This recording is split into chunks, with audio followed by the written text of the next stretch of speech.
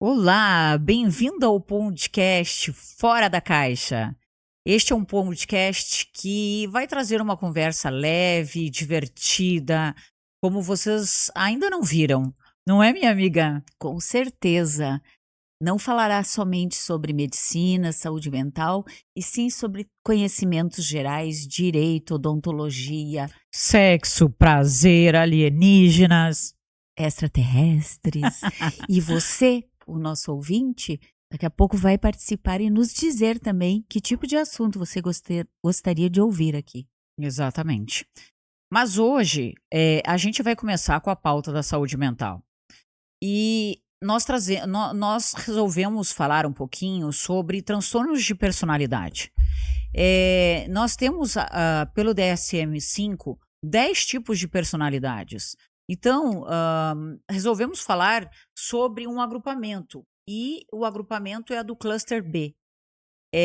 O cluster B, eles são o dos dramáticos, os erráticos. Nós temos 4 tipos de personalidade dentro deles: o narcisista, o histriônico, o antissocial e o borderline. Hoje nós falaremos sobre o narcisista e o histriônico, não é isso? Isso. Bom, vamos falar um pouquinho sobre. Vamos começar sobre o histriônico? O que você acha? Pode ser. Inclusive, teremos um teatrinho depois. É. Ilustrativo, né? Educacional, para ficar mais Educativo. didático, né? Enfim, o que a gente sabe sobre a personalidade histriônica? Em primeiro lugar, ele tem um padrão de excessiva emoção e ele busca ser sempre o foco da atenção. Tá. E nós temos características essenciais ali que nos norteiam para a gente ver se existe mesmo esse transtorno no nosso paciente, tá? Então, assim, ele sempre tem que ser o centro das emoções. Então, ele usa o próprio corpo, assim, mas no sentido de não de ter um corpo bonito, não. Pode ser magro, gordo, alto, baixo, mas é no quesito mais de extravagância, de usar uma roupa sensual, enfim. Sempre com o foco de chamar atenção, certo? E utilizando sempre a dramaticidade, tá? Isso é muito importante. Quando o histriônico, ele não alcança ser o foco de atenção, o que acontece com ele?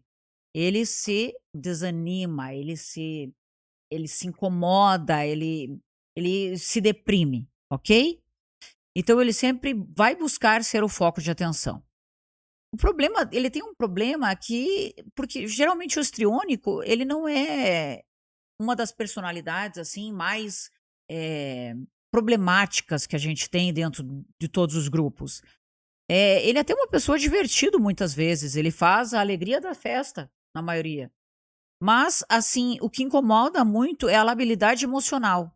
Então, muitas vezes, ele troca o humor muito fácil.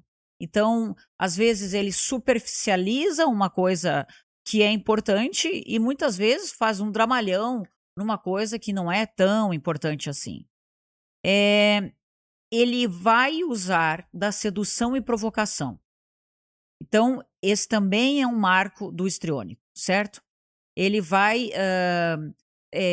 tentar utilizar assim de meios de comportamento sexual com o outro, com os outros, mas qual é o problema?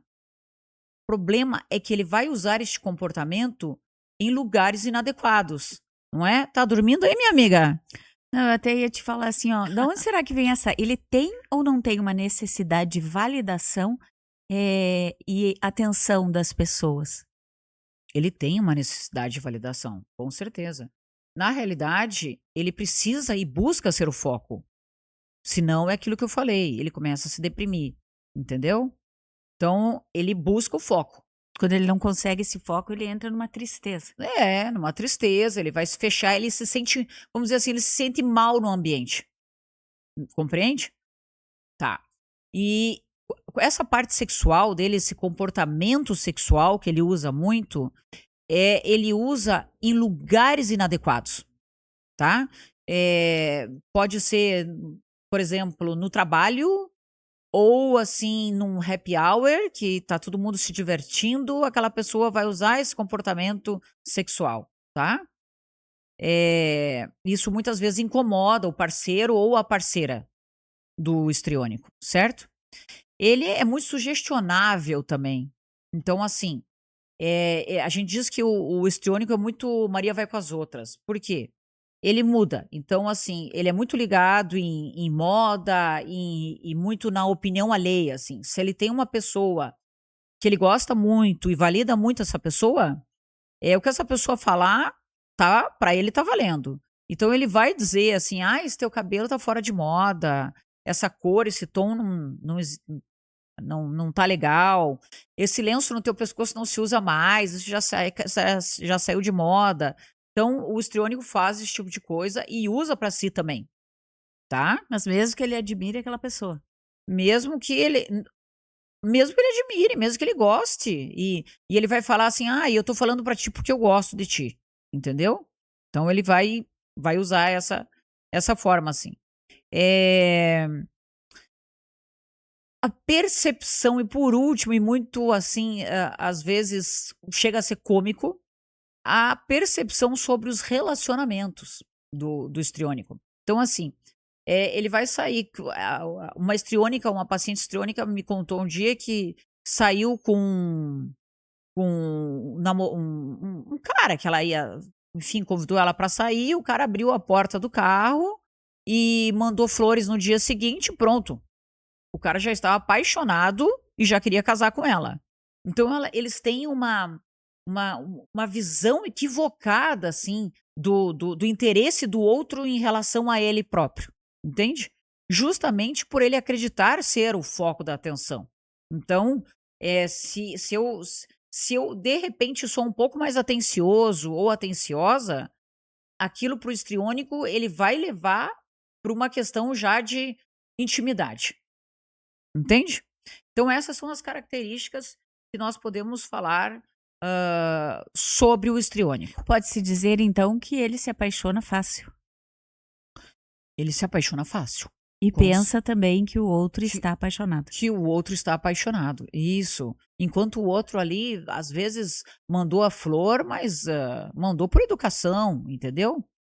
E a mesma coisa a mulher, de repente, dá um sorriso ou, fala que achou o cara muito legal, muito divertido e que gostaria de vê-lo no dia seguinte, mas o cara já: "Nossa, ela tá apaixonada por mim", já no na primeira já tá apaixonado.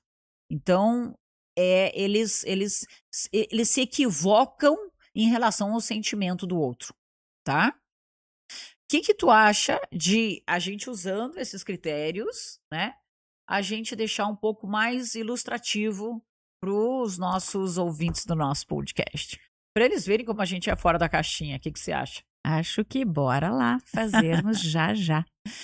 Então assim, a gente vai fazer você vai ser a psicóloga ou psiquiatra, e eu vou ser a paciente histriônica, ok? Ok, nós vamos usar os nossos nomes para ficar mais fácil.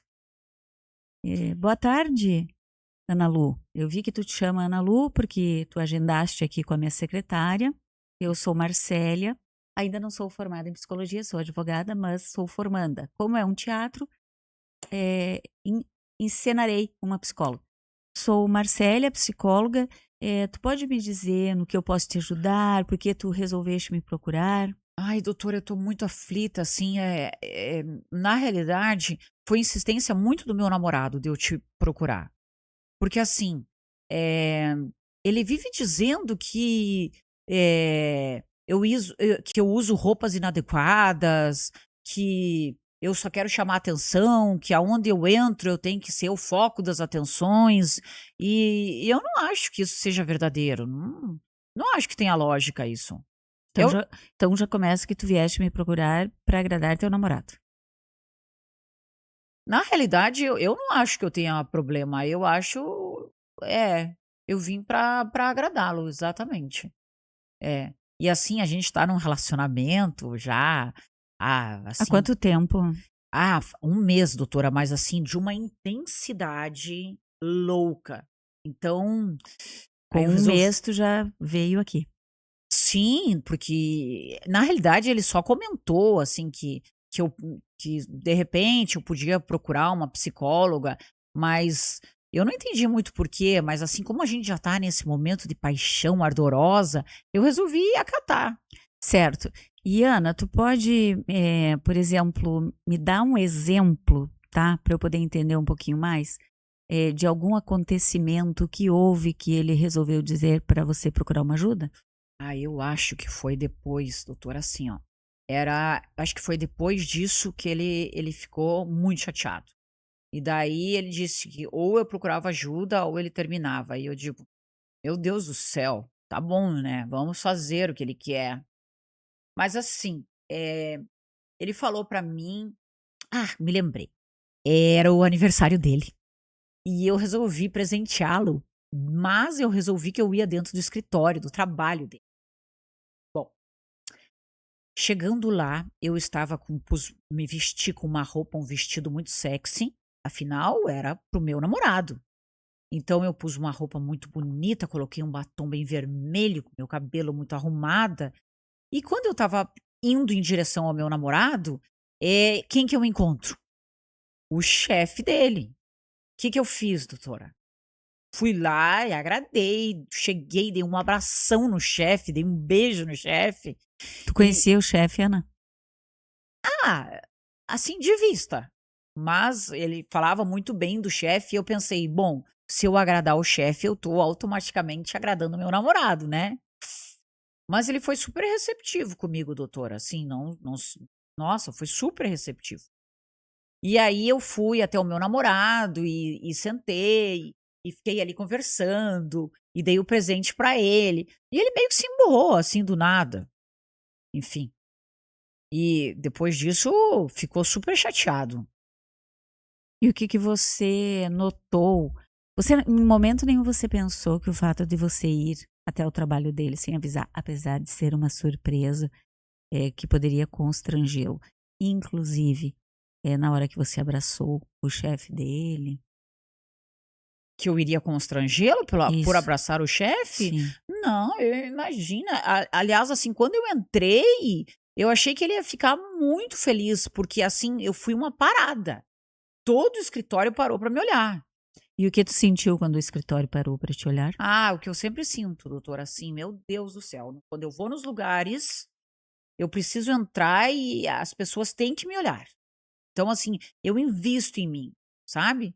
Para que as pessoas olhem e eu me sinta feliz. E eu parei ali o consultório e todo mundo ficou me olhando. E talvez ele seja tímido e talvez quem precise até de um psiquiatra, um psicólogo, seja ele e não eu. Entendi. Então eu acho que nós teremos que marcar algumas novas consultas para eu te conhecer melhor e vamos seguir um tratamento. Tu estarias disposta? Olha, pensando nele e acho que ele vai me pedir em noivado já, Com um mês, tu acha isso? eu acho, porque a gente estava passando pela uma joalheria e eu já apontei o anel que eu queria e ele disse que ele iria comprar. Então eu já tô achando que vai rolar um pedido de noivado por aí, doutora. Então, enfim, para agradá-lo e pra gente continuar com esse romance que eu tô adorando, eu acho que sim, acho que tudo bem, eu aceito. Então, tá. Então você virá mais vezes, né? Com certeza. E esse mais ou menos é o teatro que a gente faz da histriônica.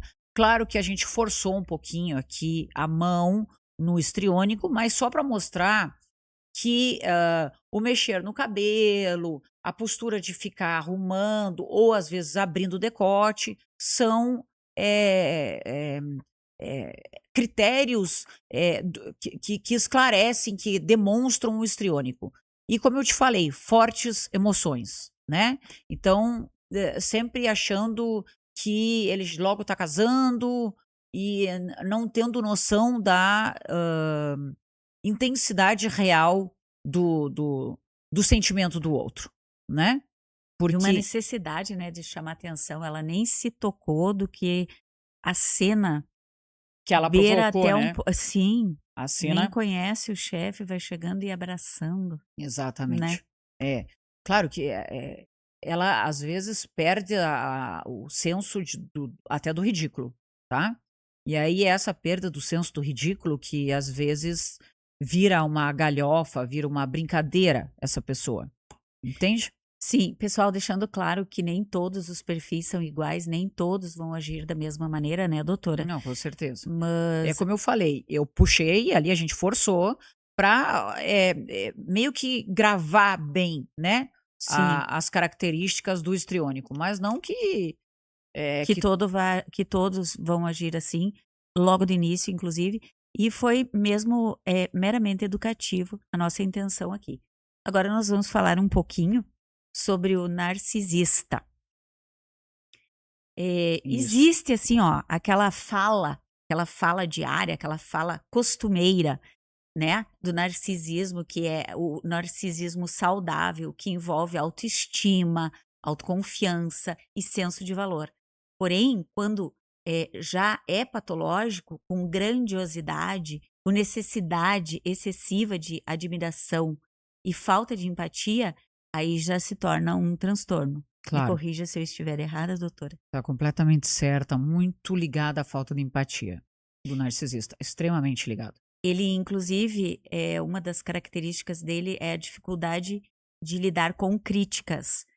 Por trás da aparente autoconfiança, existe uma autoestima extremamente vulnerável, Inseguro, isso. inseguro. Uhum. Críticas são percebidas como ameaças profundas à identidade dele. Ele nunca entende uma crítica, ele pensa que você o está ofendendo, que você está ameaçando, que você está sendo agressivo. Ele não consegue entender como uma crítica construtiva, gerando reações intensas nessa pessoa, né? Então eu diria também para a doutora que além do sentimento de superioridade, necessidade constante de admiração, veja que eles se parecem, né? Os perfis, várias vezes, eles têm Aham. algumas características parecidas. Tanto que a gente pode fazer o diagnóstico diferencial entre o narcisista e o antissocial, tá? É por isso os critérios têm que estar bem formatados na cabeça do profissional, da área de saúde, para não errar no diagnóstico final. Inclusive, eu diria que tem que ter no mínimo 4 desses, no mínimo, É, né? Porque veja, ó, ele tem falta de empatia também, sensibilidade extrema a críticas, relações superficiais e utilitárias, ou seja, aquela pessoa está servindo para você, está a isso. mil maravilhas. No momento que ela não servir mais, descarta. A gente fala que o par ideal é narcisista com borderline. É um perigo, inclusive. É, exatamente, porque o border se lança a fazer tudo e o narcisista usa e abusa do borderline. Veja que as relações utilitárias, elas são baseadas em interesse, ou seja, o outro vale enquanto me admira, me serve ou me valida. O momento que não me validar mais, já descarto. Exatamente. E uma manipulação emocional, né? Além da dificuldade em assumir os seus próprios erros. É muito difícil para o narcisista, porque ele jamais está errado. Os outros estão, ele não. Ele é perfeito. Culpa, vitimização, ele usa muito. De uma hora para outra, ele se transforma na vítima. Exatamente. Isso a gente fala em relacionamento tóxico. São os tais dos relacionamentos tóxicos. São quando a gente encontra um narcisista. Então, é muito complicado quando ele vira o jogo e se coloca no papel da vítima. E ele tem oscilação entre a grandiosidade dele, o ser perfeito, maravilhoso, com a fragilidade, que é, eu não valho nada, por que que eu tô vivo, por que que sou Quando ele se coloca no papel da vítima. da fragilidade, né? Isso. Então agora nós vamos fazer novamente uma encenação aqui, Isso. insisto que meramente educativo, informativo, para vocês poderem ter uma noção. E agora eu serei a paciente da doutora Ana Lu Barles, que por sinal é uma psiquiatra excelente, de Curitiba, Psicanalista. psicanalista, e eu serei a paciente que consultarei com ela. Tá, vamos lá. Boa tarde, Marcélia, como está? Tudo bem? Tudo bem, doutora. E você? Também, tudo. Muito obrigado, querida. O que eu posso te ajudar? Ai, doutora, não sei. Eu vim aqui. Eu tenho um casal de filhos e a minha filha insistiu muito para que eu viesse, sabe? Mas eu não consigo entender por quê. A sua filha que sim, foi ela que marcou. Na verdade, os dois. A senhora tem um casal de Um filhos. casal de filhos. Tá. E foram eles que marcaram o agendamento. Não partiu da senhora esse agendamento. Não partiu de mim, de Tá. maneira nenhuma. Eu não Ok. preciso, né, doutora? Entendo. Tá. E por que eles resolveram que eu vou te chamar de você, pode ser? Pode, Tá. pode. Tá. Ok. Eh, por que você acha que eles resolveram que tu tem algum problema? Pois isso eu não sei. E veja bem, eu sou uma mãe exemplar, maravilhosa, trato meus filhos que nem umas joias preciosas, são meus bens maiores. Eu sou uma pessoa perfeita, não costumo errar, penso muito antes de falar, tive uma educação finíssima, tenho um tom, perceba pelo meu tom de voz, né, doutora? Com certeza, até agora. Mas eu imagino que seja exatamente por esse meu jeito de ser, incompreendida muitas vezes. O meu filho, Uhum. ele tem uma namorada. Ok. E eu não queria que ele namorasse essa moça. Porque antes dessa namorada, ele namorou alguém maravilhosa, doutora. Entendi. Essa mocinha que ele namorava, o nome dela é Ana, tá? Uhum. Coincidência, né? Teu Ana É. Lu. Eu adoro as Anas, doutora. Ok. Então, essa mocinha, ela ia lá em casa, ela lavava a louça pra mim. Ela estava sempre me ajudando. Ela me chamava de linda, maravilhosa. Uhum. Agora ele tá com uma que mal é mal olha no meu rosto, vai na minha casa, dorme lá, não arruma uma cama, deixa tudo pra eu fazer. Ai, doutora, que tristeza. Entendi. E me diz uma coisa, você ainda trabalha? Eu sou aposentada, mas eu trabalhava, eu sou professora aposentada do estado. Tá, ok. E tu Ai, tem quando eu trabalhava, doutora, deixa eu te falar. É. Eu era assim, ó, eu entrava, eu nunca gostei muito de dar aula, sabe? Daí Entendo. eu fui pra biblioteca. E eu entrava na minha biblioteca sempre muito bem vestida, muito bonita, muito. Ai, da minha classe, sabe? Consegue entender? Imagina eu, professora de estado, né? Aham. Mas eu sou viva de um juiz, Eu sabe? ia lhe perguntar, a próxima pergunta era se a senhora era casada, se tinha algum relacionamento. Não. E então eu sempre me vesti muito bem, sempre tive uma presença. Essa minha nora não acha, sabe? Eu noto que ela não. O meu filho, a minha filha, Uhum. que foi essa que me fez vir aqui, ela gosta de mulher. E eu tenho uma vergonha disso, doutora. Eu não aceito, não aceito. Sabe por quê? Hã. Se eu sou perfeita, se Deus me fez a imagem e semelhança dele, como é que ela não me puxou? Como é que eu vou aceitar isso, doutora? Uma mulher fina como eu, uma mulher com o tom de voz que eu tenho, uma mulher com o meu jeito de ser, como que eu vou admitir esse tipo de situação? Que ela não saia igual a mim.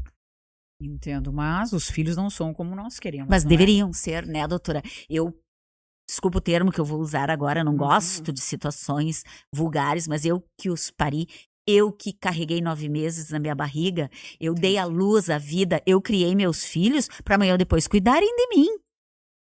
Entendi. Ah. Mas assim, ó, de repente o teu olhar tá sendo um pouco preconceituoso em relação à tua filha. De repente você tendo contato maior com a namorada, quem sabe? Ah, mas acho que não, doutora, porque não é algo que eu aceite, sabe? Isso não vem, assim, da maneira como eu fui criada, da minha finesse. Como é que eu vou. Me diga o que que eu vou dizer para minhas amigas. Essa pessoa me envergonhando, fazendo isso. Ela precisa ser perfeita como eu, que casei bonitinha com um homem, né? Um Uhum. juiz. Ela Uhum. vai envergonhar a memória do pai dela. Entendi. Tu E me consegue entender o dilema que eu vivo, doutora? Tu consegue, doutora, te colocar no meu lugar e entender essas. Ai, doutora, Te acalma, calma que vai dar tudo certo. eu sou uma A gente vai chegar lá. desgraçada mesmo, doutora, uma Não, desgraçada. Eu não sei o que que eu imagina, fiz pra ter esses filhos. toma um pouquinho de água pra te Ai, eu vou tomar, acalmar. doutora. aquela Perriot, aquela, como é que chama? Aquela água chique? Isso, pode tomar, ela é uma água calmante, vai te fazer bem. Com açúcar, né? Isso, é uma aguinha bem, né, que a gente tem só aqui no meu consultório, tá? É uma água relaxante, tá? E, assim, eu vejo que tu percebe que às vezes quando as pessoas, não te servem, tu não gosta? Tu viu que tu teve uma fala disso? Dizendo que a primeira namorada te ajudava muito, ajudava Ixi, que eu já vi que isso não vai longe. Eu já vi, até não, vou tirar isso aqui que tá me atrapalhando. Eu já vi que isso não vai longe. Doutora, eu vim aqui porque eu preciso que tu me valide, eu preciso que tu me ajude, eu preciso, assim, ó, que você abra um norte na minha vida, que tu me ajude, principalmente, que eu preciso convencer tanto a minha filha que ela precisa casar com um rapaz, como o meu filho que talvez essa moça não seja ideal para ele. É isso que eu preciso de ti. entendi. Tá. Você não quer que eu faça um tratamento contigo. Tu quer que eu te ajude a fazer com que os teus filhos aceitem o teu conceito de vida. É isso? Mas são meus filhos, né, doutora? No mínimo é o que eles devem fazer. Entendi. Tudo bem. Tu é mãe, doutora? Eu sou mãe, querida. Sou mãe de 2 Parece. filhos.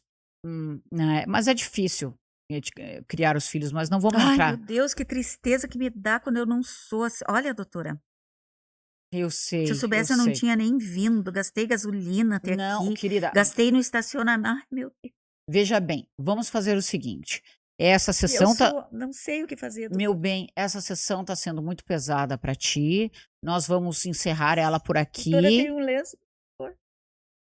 Eu já peço para minha secretária trazer um lenço, tá, meu bem? A doutora tem secretária? Tenho, Que tenho chique. sim. Eh, Eu vam gostei muito do teu cabelo, depois tu me Obrigada. passa o salão, Tá tudo, bom, pode tudo. deixar. Aham. Vamos, quem sabe, vamos marcar daqui a 20 dias para te retornar e a gente Tu continuar vai me esse. ajudar? Eu vou te ajudar, com Tu tá certeza. aqui pra me ajudar? Tô aqui para te ajudar, exatamente. Tá? Vamos então, doutora, porque eu quero mostrar pra aqueles lá quem é que manda lá em casa. Tá bom, meu bem. A gente marca, você marca com a minha secretária e nos encontramos daqui a 20 dias, tá bom? Muito obrigada, doutora, e eu queria pedir desculpa por alguma coisa. Não, imagina, tá tudo certo.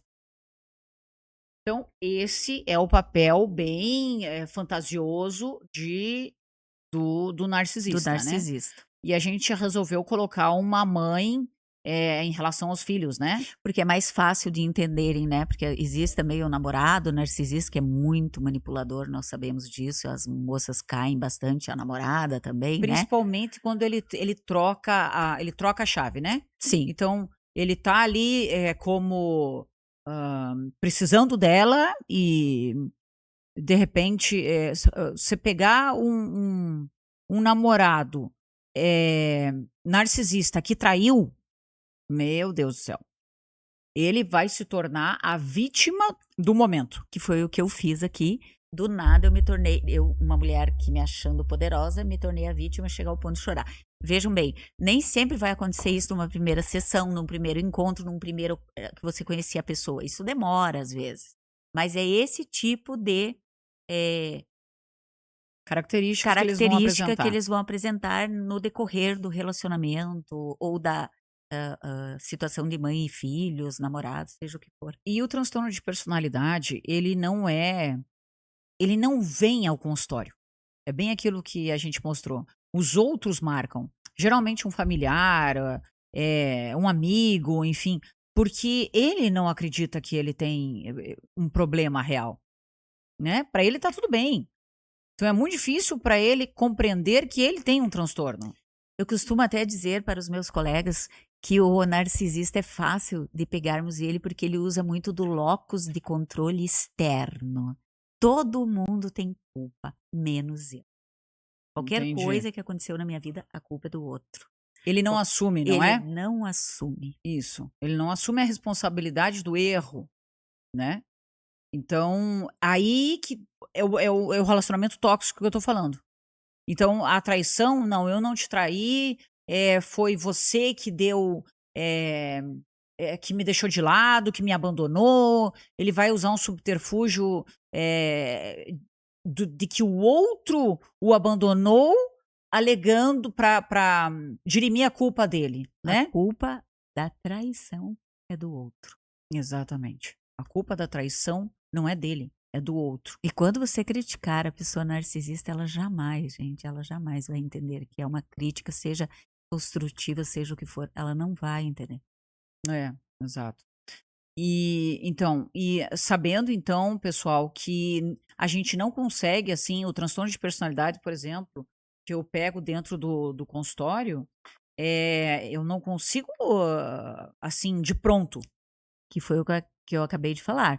Nós aqui fizemos uma caracterizar. encenação. Não é no primeiro encontro com essa pessoa, você vai namorar alguém, não é no início que você vai descobrir. É. Com o passar do tempo. Não, então não precisam ficar, assim, ansiosos os profissionais da área, né, Sim. principalmente os que estão começando, que: "Nossa, mas e será que eu vou pegar qual é que é um e qual é que é outro?", porque existe os diagnósticos diferenciais.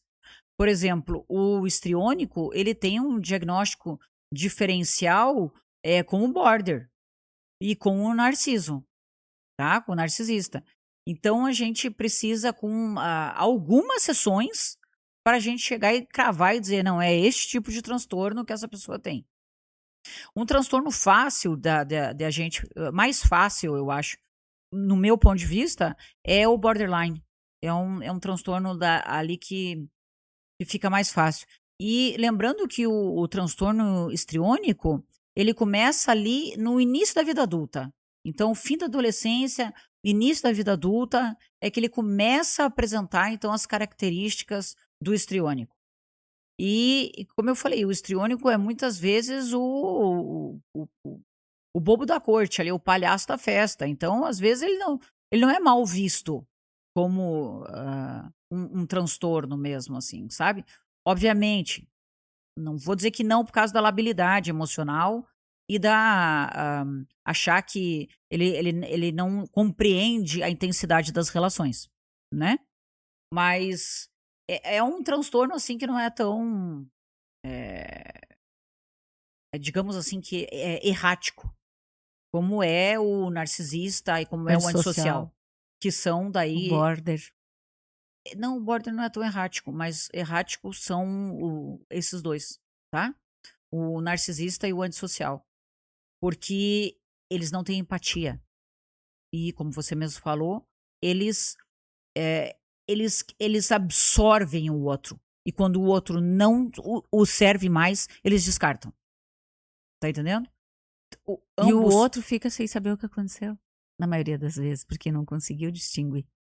Sim, fica o do narcisista, eu pego mulheres que contam de relacionamentos com narcisistas e que não conseguem sair deste relacionamento, porque quando estão saindo do relacionamento, aquele homem se transforma num cordeiro, entendeu? Ele se joga no chão, ele faz de tudo para aquela pessoa voltar, porque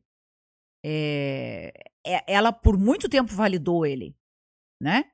Então é difícil para quem se relaciona com um narcisista sair da relação. Ele vai, eh, se mostrar vítima.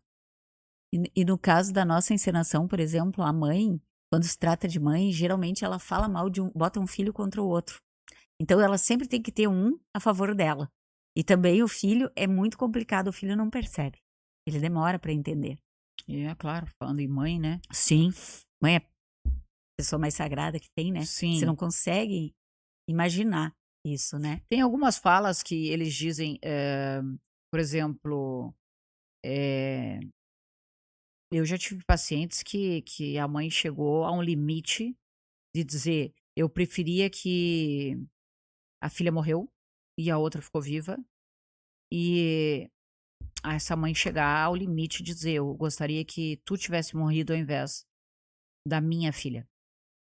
Então é dolorido, é doloroso ser criado por uma mãe narcisista. A gente tem que tratar, a família. Família. Eu não posso tratar só o narcisista. Eu preciso dar guarida emocional, né, psicológica, psiquiátrica para os familiares, principalmente para os filhos. porque os filhos sofrerão na mão de uma mãe narcisista. E cada vez mais a gente percebe a importância de um tratamento, né, doutora? Com certeza. De um acompanhamento. É. E os transtornos de personalidade, eles são muito mais tratados pela psicologia, no âmbito da psicologia, do que no âmbito da psiquiatria. Porque a psiquiatria, ela vai tratar ali a parte sintomática, entende? Ali a ansiedade do border, a depressão, de repente, que o histriônico entra, mas o tratamento real é feito através da fala, Na né? fala da psicoterapia, no caso dos psicólogos, ou no teu caso, que é Da uma psicanálise. psicanalista, Isso. que também tem a fala com a escuta, né? Isso, claro. Validar o paciente, escutar, é muito importante isso. Tanto que a psicanálise, ela fazia uma comparação do histriônico com o histérico. As histéricas de Freud. Sim, Então, mas no conceito atual, assim, porque as histéricas, né, elas tinham as crises conversivas, que não tem nada a ver com crise convulsiva. A conversiva é uma outra tipo de crise. E que abrange músculos, né?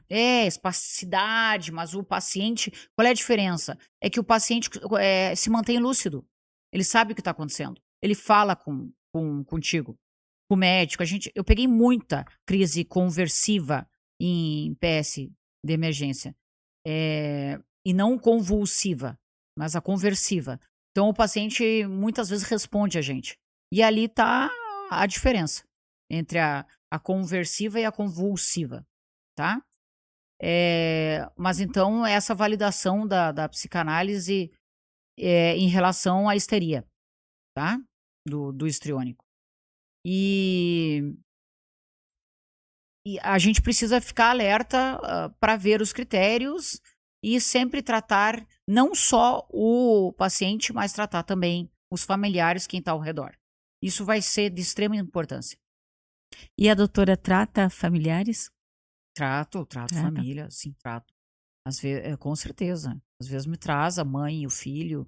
E a gente, muitas vezes, a terapia de casal, que é muito importante, né? Eu já vi dentro de terapia de casal um borderline com um narcisista.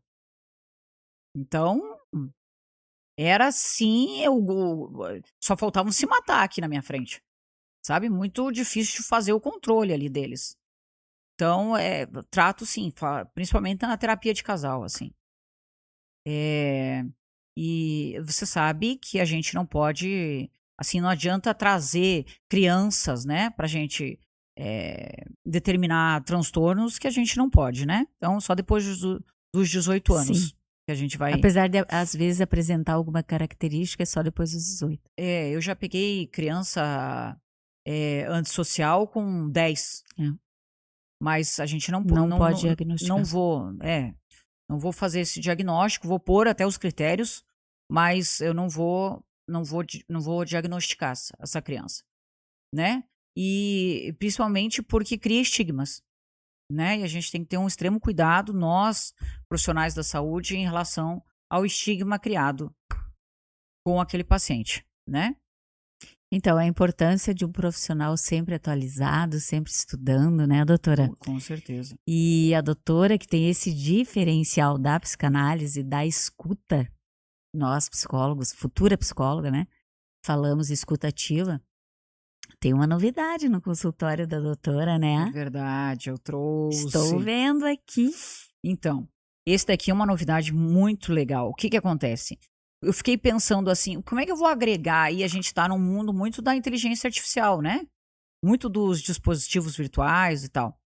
E, de repente, eu fui convidada ali para uma aula para ver um dispositivo. Enfim, eu fui meio cética, porque como é que uma inteligência artificial vai poder me ajudar dentro da escuta, né, especializada? Na realidade, sou eu, o paciente e a fala, né? E, enfim, fui e adorei. Do que se trata? Se trata do dispositivo do óculos 3D, que é esse aqui. O óculos 3D, ele é muito usado pelos gamers, Sim. tá? Que Até o modelo é parecido, né, doutor? Sim, aham, é o modelo do óculos dos gamers. Este óculos, ele foi colocado aqui dentro, tá? Por especialistas. E um desses especialistas, eu vou falar com a maior, assim, maior orgulho, é o meu irmão, um deles é o meu irmão, que faz toda a parte de Doutor Alessandro Barlesi. o meu irmão, doutor Alessandro Barlesi, ele faz toda a parte de programação, né? E é ele que montou toda essa parte, foi auxiliado por psicólogos, por neurologistas, por neuropsicólogos, para trazer para dentro deste óculos, então, a meditação guiada, tá? E, e ele traz para dentro deste óculos aqui 3 características que são bem importantes, tá? Da neurociência. O primeiro, ele tem um ponto focal. Então, quando eu abrir e colocar em ti, tu vai ver um ponto focal, tá? Então, tu não há distração, porque você vai ficar com um ponto naquele olhar fixo e a IA vai estar aqui falando contigo sobre agora você vai entrar numa meditação guiada, com uma voz toda controlada, e vai te induzir a uma respiração e tal. Então, primeiro, o foco, tá? Segundo, ele vai te ensinar a respiração. Então, ele vai te dizer: expira, inspira e expira, usando o diafragma, entende? Então, ele ensina o paciente da ansiedade. Ele é muito bom para os pacientes ansiosos, tá? Porque a respiração é uma técnica que vocês usam Sim, na psicologia, né? sim. Tem também a da bolha, que o paciente entra na bolha e tal. Mas com o óculos ele entra dentro dela, né? Ele não precisa ficar imaginando, ele está vendo.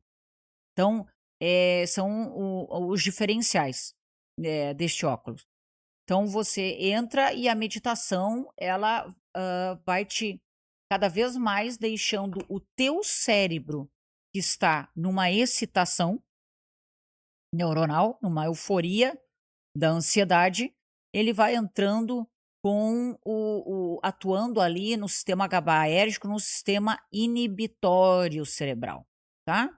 Trazendo uma sensação de bem-estar e dopamina, tá?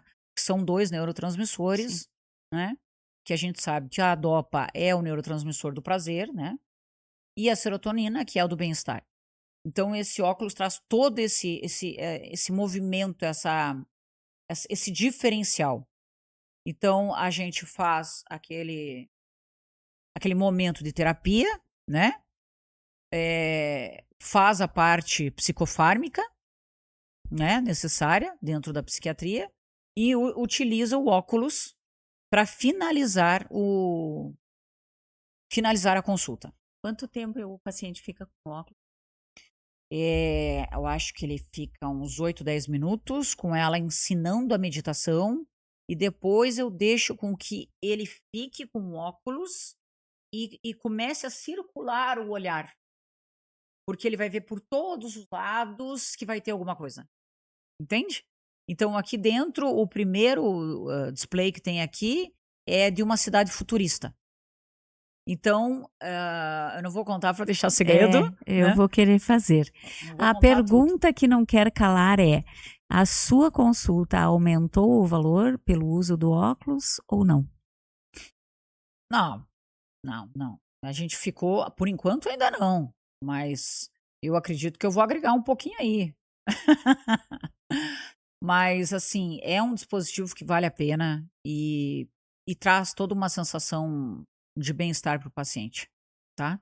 Eu vou ter que fazer uso para poder depois dar opinião aqui para vocês. É muito bom e vale muito a pena, é o que eu digo. Eu fui, eu vi e, se não me engano, eu sou uma das únicas Sim, que está usando em Curitiba.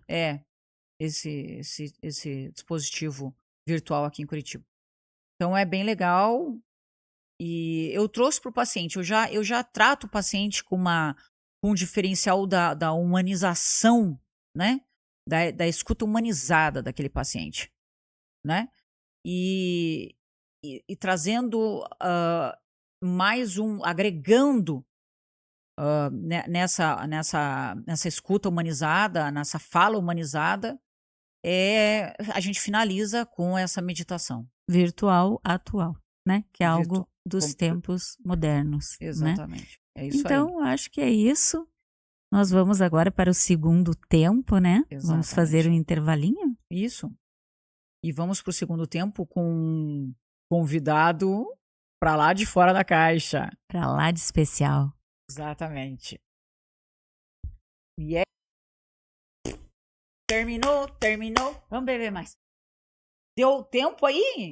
Como é que foi? Aí, quanto a gente tinha ainda de tempo? Ah, mas é que... Mas deu. Deu.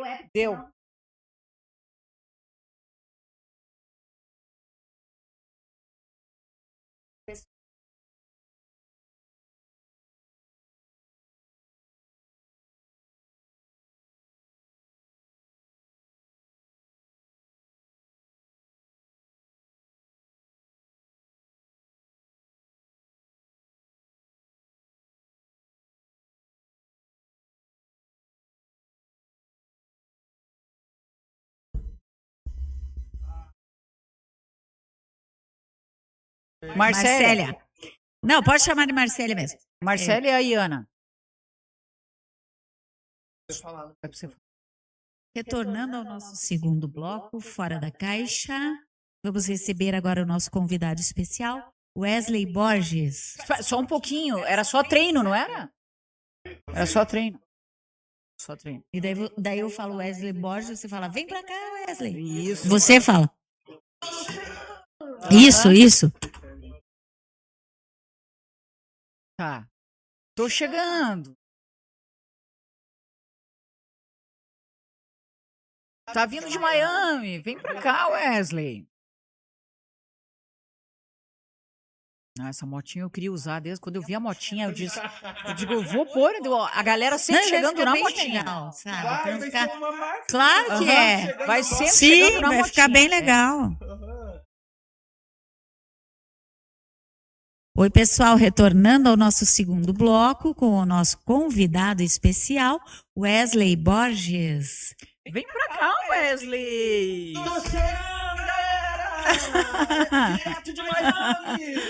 Vem pra cá conversar com a gente. Seja muito bem-vindo ao Fora da Caixa. Oi, gente! Tudo bem? É um prazer ter você aqui, Wesley. Pra mim é um prazer imenso estar aqui com vocês e poder dividir um pouco da minha carreira. Exatamente. O Wesley é escritor e... Fora da Caixa. Fora da caixa, exatamente. Wesley, eu queria te perguntar como é viver com o autismo, sua experiência pessoal e se você já enfrentou discriminação por causa do autismo e como você lida com isso? Bom, falar do autismo é algo complexo. A gente precisa fazer uma análise, né? Para ver como o mundo está tratando as pessoas que possuem transtorno, deficiência hoje. Né? As pessoas tratam as pessoas que possuem deficiência ou transtorno de uma maneira errada, parece que não tem um preparo para trabalhar, para receber uma pessoa ali com autismo. Para mim, viver com autismo, na minha experiência, é doloroso, é difícil, machuca, não existe inclusão totalmente. Você fala, existe inclusão, mas ainda tem muito o que se mudar na questão da inclusão. E isso machuca muito, porque às vezes uma pessoa, ela simplesmente se afasta de você porque ela descobre que você tem autismo. Mas até então, quando você não tinha o crachá que o identifica, um diagnóstico, as pessoas te tratavam normal. E depois que você procura saber o que você tem, as pessoas mudam com você. Isso machuca bastante, mas a gente tem que ter força para continuar. E discriminação, acho que não é só comigo. A discriminação é com todas as pessoas que possuem qualquer tipo de transtorno, deficiência, porque as pessoas, elas apontam o dedo, julgam, machucam, falam coisas que na hora, acho que por impulso soltam ali e acabam ofendendo, machucando demais a gente, e a gente precisa pagar o psicólogo, pagar um psiquiatra para se tratar por conta de gente ruim que faz, né, essa pressão aí na nossa cabeça. Sabe, você pegando eu vou pegar a deixa um pouquinho sobre isso, porque as crianças de hoje em dia, elas estão usando assim, ó, tipo, antes a gente dizia: "Ah, aquele ali é meio bobo, aquele ali é meio lesado". Hoje em dia, eles estão falando assim: "Ah, aquele ali é autista". Então eles estão usando o autismo de uma forma pejorativa. Sim, Não sei se exatamente. tu já reparou, né, que eles estão usando dessa forma pejorativa. Sim, exatamente. "Ê, Até autista", então é qualquer coisa de uma forma, estigmatizada até. sim, eu digo, eu trabalho em escola, então, a gente repara o comportamento dos adolescentes, das crianças, quando, estão em uma briga ou tá ali num desentendimento, ou quando não gosta simplesmente, "Ô, seu autista", como né, questão como se fosse, abre aspas, um xingamento, fecha aspas, mas Exato. não é, né, é algo que a pessoa tem ali e eles estão querendo deixar a pessoa mal, né, falando desse jeito. Wesley, quais são as maiores barreiras que tu enfrenta no dia a dia? Minhas maiores barreiras, bom, uma delas é a questão social, né. A gente precisa ter contato com pessoas, né. Então, o mundo cobra isso da gente, e você ter essa questão de ter o contato com as pessoas, assim, quando são pessoas que você gosta, que você conhece, ok. Quando são pessoas diferentes, que abre-se ali o ciclo, você fica, eu digo assim que a questão da tua bateria social, ela vai se diminuindo, assim, sabe. Tem dias que eu trabalho, né, eu trabalho manhã e tarde em escola, então, eu chego em casa e eu só quero deitar e dormir. Eu quero me desligar, porque aquele dia foi cansativo. Então uma das maiores barreiras é a questão social, é a questão também do tratamento, né. É uma coisa que eu digo que, assim, eu tenho autismo desde que nasci, só que eu fui diagnosticado na vida adulta. Então, assim, todo esse percurso poderia ter um tratamento pelo SUS, o SUS poderia, né, lá desde a infância, né, colocar lá, por exemplo, hoje em dia eu vejo que tá um pouco melhor essa parte, mas não totalmente, Um porque, pouco. assim, poderia ter lá um psicólogo, por exemplo, na escola para fazer esse acompanhamento, para ver, né, encaminhar a criança, porque um pedagogo ele não tem 100%, né, esse estudo para encaminhar um aluno, né, Exatamente. para um psicólogo, para um neuro, ele pode falar, mas ele não pode encaminhar. Então, né, se tivesse dentro de uma escola. E se a rede toda comportasse isso, então se tivesse um psicólogo, se tivesse psiquiatra, um tratamento contínuo, o que eu fiquei esperando, né, eu digo por mim, mais de 5 anos para ir para uma psicóloga, né, Claro, pelo pelo SUS. SUS. Aham. Pelo por um psiquiatra, nem se fala, eu tô esperando até hoje, e se eu tivesse esperando pelo SUS eu não estaria fazendo meu tratamento. Então, acho que uma das maiores barreiras para mim e para todos os autistas é o tratamento que deveria ser, feito pelo SUS, mas como não tem, a gente ainda tem que agradecer que existem excelentes profissionais na rede particular, nos quais a gente pode procurar um amparo e, se tratar, porque, a gente que possui ali o autismo, às vezes a gente tem uma outra comorbidade junto, e a gente precisa tratar, porque isso sobrecarrega muito e faz com que a gente que tem o autismo, ele tenha crises e tudo mais. Então, eu E acredito que seja uma das maiores barreiras. entendo. Me diz uma coisa, e quando tu, vem a descoberta, quando vem, assim, o laudo, né, "Sou autista", como é que tu recepciona isso? Como é que foi recepcionar digamos, esse CID?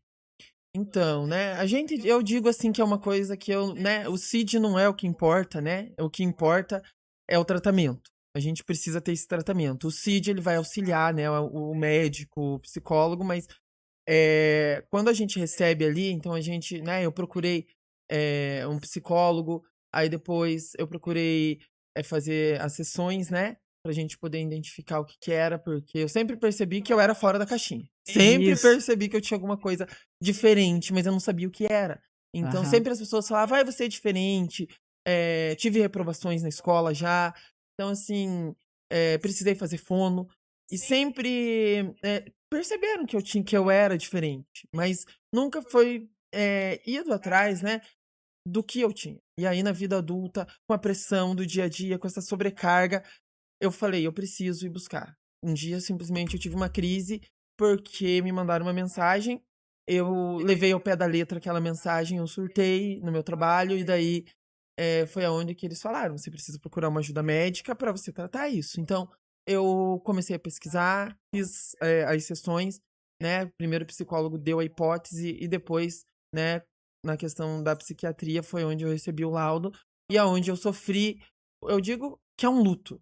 Todo mundo que recebe qualquer diagnóstico é um luto, porque você, eh, não tá preparado para aquilo, o médico chega: "Você tem isso, você tem aquilo", você leva um susto, indiferente Claro, do diagnóstico que você receba. sim. Eu levei o susto. E aí, a minha família também. Mas daí depois, vem aquela questão de você respirar e falar Isso. assim: "Eu sei que eu preciso me cuidar, eu sei que eu tenho o autismo e agora eu vou a partir daqui em diante, eu posso ter uma vida quase normal, igual as outras pessoas têm". Então, a questão do diagnóstico é uma questão que toca bastante, mas é uma questão que a gente precisa, enquanto, né, pessoa ali, aceitar, né. É, principalmente assim, ó, eu acho que o autista, ele então, ele vê o mundo com outros olhos, né. Então, exatamente fora da caixa. Para vocês, quando vocês, precisam ingressar, ou seja, estar no nosso mundo, no mundo dos não neurodivergentes, né, eh, vocês, trabalham muito a imitação. Vocês mimetizam muito, olham muito e percebem muito o outro para vocês conseguirem ingressar no nosso mundo. Não é mais ou menos assim? Sim, então, na verdade, desde criança eu percebi, esses dias que eu tirei pra fazer uma reflexão sobre mim um pouco, sabe? E aí eu comecei a perceber essas questões que, desde criança, as personalidades que passaram por perto de mim, a minha mãe, meus irmãos, professores. Então, eu fui, né, pegando aparentemente ali um pouquinho de cada um para poder construir a pessoa que eu sou hoje. Então, em certos momentos, eu me pergunto: será que eu estou sendo eu? Será que eu sou eu? Será que eu estou vivendo? Né? Porque será que eu não coloquei tanta O eh, do outro em ti, do não é? outro em mim e acabei não vivendo por conta de não ter recebido um diagnóstico na fase que eu deveria ter recebido? Exatamente. Só É. a título de esclarecimento, o autismo ele não é uma doença, tá, ouvintes? Ele é uma condição neurológica e é sobre isso, né? Porque as É pessoas comportamental, né? é comportamental, ele não tem cura, ele tem tratamento, né? Ele tem Exatamente. acompanhamento. Uhum. Geralmente a gente trata, assim, aquela condição do autista, geralmente na parte da impulsividade e da parte da agressividade, que, depende do nível do Do autismo. autismo, a gente precisa tratar. E aí que entra a psiquiatria, nesse suporte para o autismo. Mas assim, eu acho que as professoras, elas sofrem muito por não terem um conhecimento para tratar e reconhecer aquela criança neurodivergente. Sim. Eu acho bastante, porque, né, um professor é uma questão de visão, né? Você entrar em uma sala de aula, ter 30, 40 alunos, e você saber que tem um aluno que tá ali quietinho, que tá isolado. Esse aluno, ele precisa de uma atenção especial. Então, eu preciso, enquanto professor, tentar entender o que esse aluno tem, né? Então, eu preciso ter uma formação, né? Talvez encaminhar um psicólogo, um psiquiatra, um neurologista, para dar uma formação para os professores, explicar Eu acho o que é o prescindível. autismo, o que é o TDAH, o que é altas habilidades, porque Exato. só de falar a gente não consegue compreender. E eu digo isso por mim, porque eu tive que pesquisar muito, muito, muito, muito. E depois que eu recebi meu diagnóstico, as pesquisas não pararam, continuaram. Porque assim, a gente precisa entender para poder ajudar o outro. Então eu vejo que hoje, na escola, às vezes eu tenho um aluno que tem aquele perfil, e eu falo assim para a equipe, eu falo: "Gente, esse aluno eu acho que ele tem o perfil de ter algo, a gente precisa investigar o que é, mandar para a questão da neuro, né, psicóloga, mandar fazer sessão para tentar identificar, porque esse aluno precisa de uma ajuda. E se a gente conseguir ajudar ele aqui no sexto ano, quando ele chegar lá no terceiro ano, ele vai ter uma vida que muita gente não conseguiu ter porque não recebeu o diagnóstico na fase certa". Isso. E eu quero, que vocês saibam que o Wesley, ele, além de ter o espectro autista, ele tem altas habilidades. E conta pra nós um pouquinho do teu currículo aí, só pra gente saber. Bom, Deixa pra eu fazer dizer... a pergunta, então. Você trabalha atualmente? Trabalha com o quê? Então, eu trabalho, sou professor de língua portuguesa. Já há 8 anos eu trabalho e atualmente eu estou exercendo o cargo de pedagogo. Então, eu sou formado em letras, né? Depois que eu me formei em letras, eu já fiz pedagogia. Dei início no curso de direito, terminando o curso de inglês. E sou pós-graduado em educação no campo, educação inclusiva e psicopedagogia. E atualmente estou cursando mais 3 pós-graduação na área do direito. Então, assim, é uma bagagem ali que eu procuro sempre estar estudando para aprender um pouco mais. Isso. Então, assim, é complicado a gente tratar as altas habilidades ainda, sabe? E muito complicado para a escola lidar com um aluno neurodivergente e que tem as altas habilidades. A gente chama isso de dupla excepcionalidade, onde o TDAH com altas habilidades, o TEA com altas habilidades. Então, é um tratamento assim que precisa de profissionais multidisciplinares para a gente dar Sim. para a gente dar uma ajuda para aquela criança que está se desenvolvendo, né? Sim, as crianças elas precisam se desenvolver e precisam se desenvolver da maneira correta.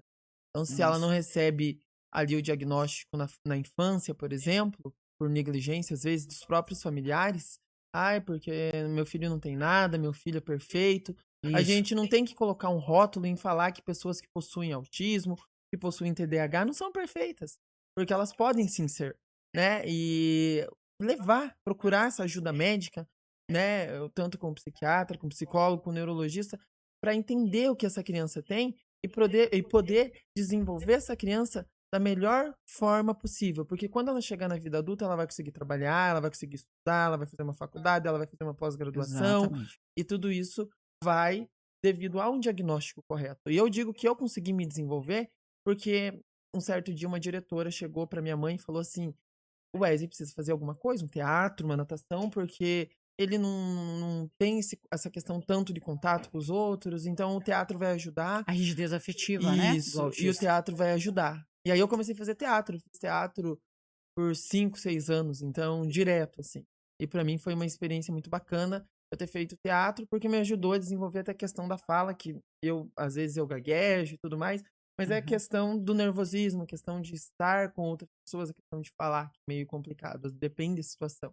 Tá. Tu, como professor, sabe, né, que foi aprovada a lei, que cada escola deveria ter obrigatoriamente uma psicóloga dentro. Infelizmente, não temos, mas como futura psicóloga, estou torcendo para que isso venha a ser cumprido, porque seria uma mão na roda. Eu sou mãe de uma criança com deficiência, afilhada da doutora Ana Lu, Uhum. então eu imagino o que você passou, porque minha filha passa todos os dias.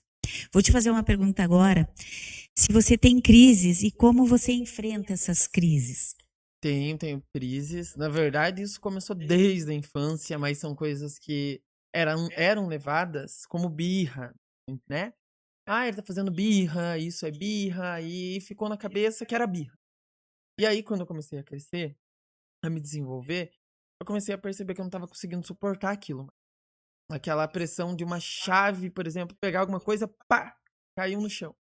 Eu entrar e simplesmente numa crise, começar a chorar, e começar a gritar e querer, se alguém vir me tocar, eu querer ir pra cima dessa pessoa, não querer que me encoste, e as pessoas não entendem, né? Uhum. E aí eu fui em um clínico geral.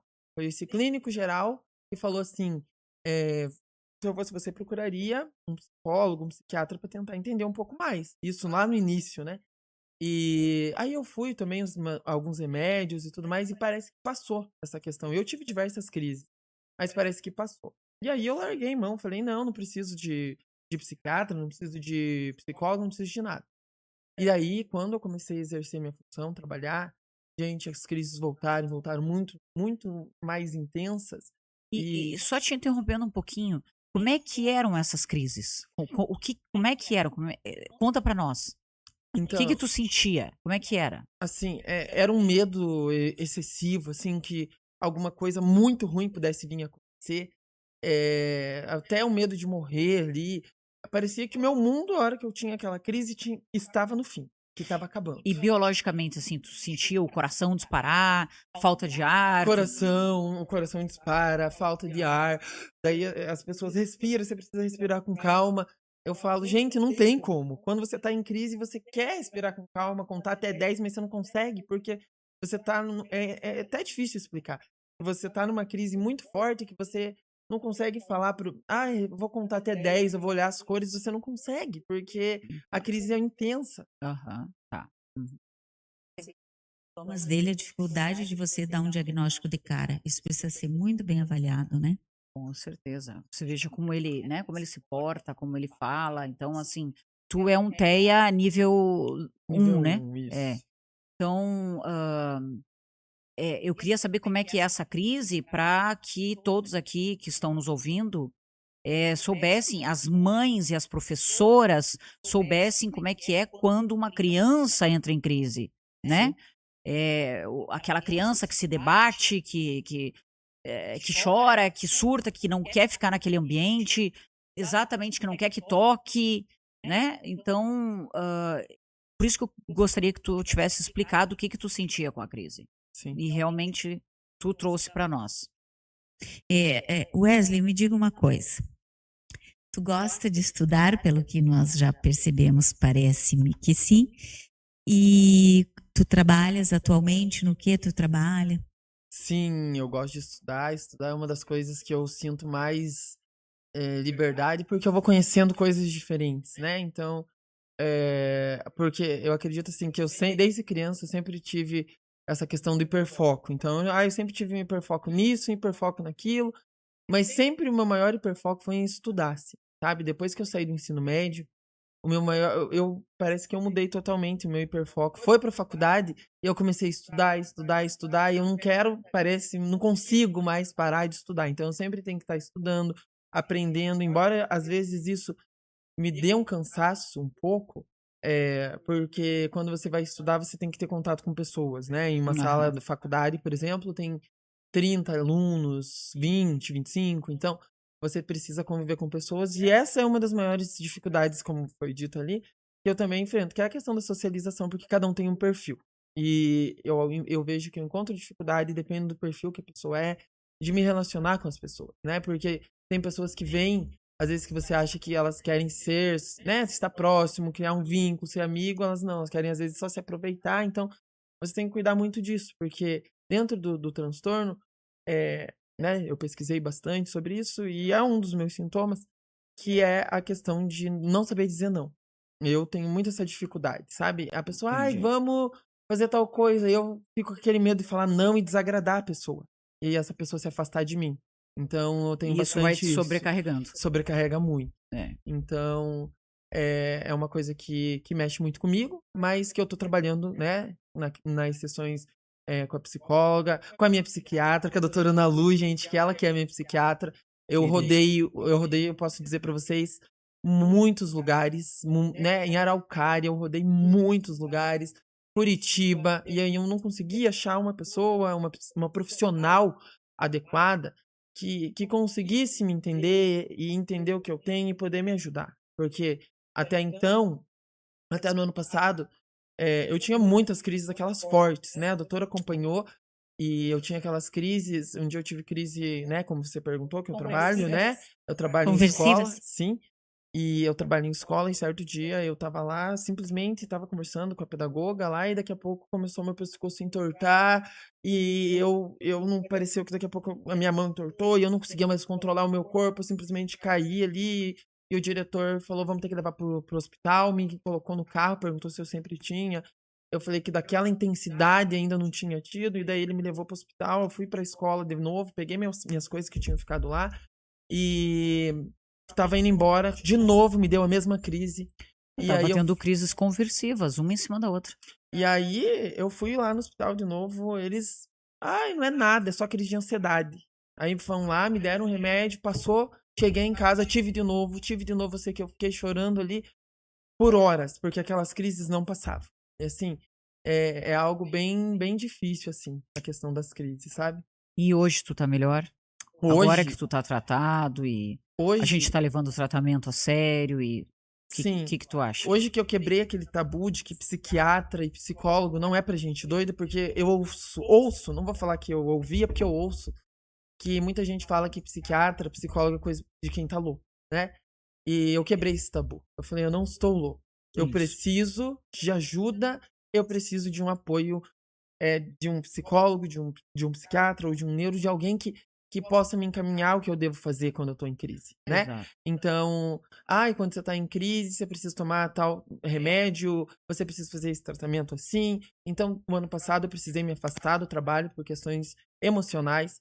Então, eu fiquei afastado do trabalho pela questão da saúde mental, por 30 dias no ano passado. E aí eu falei, não, agora eu vou tentar voltar, vou tentar, né? A gente traçou ali, junto Aham. com a doutora Ana Lu, um caminho. E depois que eu fiz esse afastamento e fiz toda essa adequação na questão da medicação, eu percebi que eu consegui melhorar muito enquanto as crises. Então, no meu trabalho, eu não tive mais nenhuma crise. Então, eu tô conseguindo levar o meu trabalho ali, graças a Deus, perfeitamente. Que Porque bom. eu não tive mais essas crises. Porque essas Isso. crises eram muito difíceis de ser controladas, assim, e entendidas até pelos médicos, né? O médico falava pro meu pai, né? Ai, não sei, o que ele tá tendo. Uhum. Então, se ele vai tomar esse medicamento calmante, vai embora. Era Isso. isso que faziam comigo no hospital. Então, depois do tratamento com a doutora e agora as sessões com a psicóloga toda semana, eu vejo que eu tô conseguindo melhorar. Eu vou fazer um adendo aqui para dizer que todas as pessoas deveriam ter um tratamento E psicológico, mereciam ter um tratamento mereciam para a saúde mental. para a saúde mental, independente Principalmente depois da pandemia, né? Sim, Eu acho que é quase um presente você poder dar a si próprio ou alguém te levar a um psiquiatra, né, a um psicanalista, a um psicólogo. A saúde mental hoje em dia é um luxo, é um luxo, uma necessidade, né? cada dia mais. E eu gostaria de pedir para a doutora Ana Lu diferenciar para os nossos ouvintes uma crise convulsiva da crise conversiva. A conversiva, geralmente, que as pessoas podem sentir e que são levados ali até uma crise de ansiedade, uma crise de pânico, né? Então, ela começa com uma espasticidade, como o próprio Wesley contou. Então, os músculos vão travando e ela vai ficando espástica e não vai conseguindo mexer. E até o pé da pessoa fica flexionado de uma forma endurecida. Eu peguei um menino de 8 anos de idade que estava em uma crise conversiva. Então, não importa a idade, né? Então a conversiva é isso, tá? A pessoa fica consciente o tempo todo. Ela fala da dor, porque ela sente a dor da musculatura enrijecida, né? É como se fosse cãibra por todo o Sim, corpo. parece que o corpo vai explodir. Exatamente, aquela espasticidade, mas a pessoa consegue conversar. E a convulsiva, não, a convulsiva é um choque cerebral. Então, existe ali uma desconexão, né? Da questão cerebral e ela não fica consciente. Ela cai e fica a ausência de consciência, depois ela passa pelo pós-ictal, que pode durar de 20 a 30 minutos, então lentamente vai voltando a consciência da pessoa e a gente tem que entrar com medicação rápido, mas em ambos os casos a gente vai ter que medicar. Só que na conversiva, eu posso, com a fala, ir tirando o paciente dessa situação. Se eu tiver a habilidade. Com a fala, eu consigo tirar. Olha que interessante. Esse menininho, por exemplo, foi na fala. Eu não entrei com a medicação. Então, devagar, fazendo ele se acalmar, respirar. Eu fui fazendo ele entender e aos poucos ele foi liberando e soltando a musculatura. Então, foi só com o poder da fala. O poder da fala é incrível. Então, a gente não pode menosprezar isso, tá?